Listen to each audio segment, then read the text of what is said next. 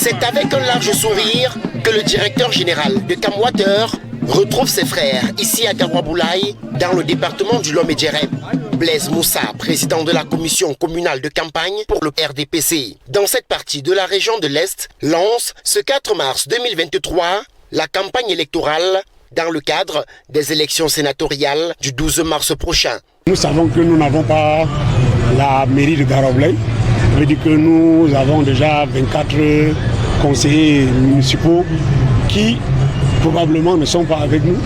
Mais qu'à cela ne tienne, il est question de voter pour Garoua-Boulaye. Il est donc question, au cours de cette campagne, de ramener ces 24 conseillers municipaux dans les rangs du RDPC. Pour atteindre ce but, un seul slogan est employé par le patron de Camwater, le vote utile. La candidate du RDPC, titulaire par ailleurs, résidente à Garoua-Boulaye, présente le meilleur profil et est susceptible d'être élue parce que le RDPC dans la région de l'Est et dans le département du Lomé-Djerem a l'avantage numérique. C'est pour ça que nous avons expliqué ce que c'est le vote utile qui consiste à choisir le candidat qui a plus de chances de réussir en sorte de pouvoir mieux représenter les questions locales.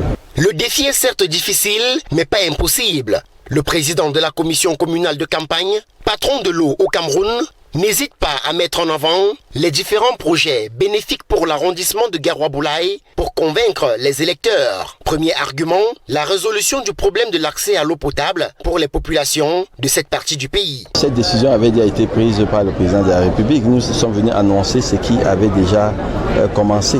Et maintenant, il s'agit de mener ce projet à son terme.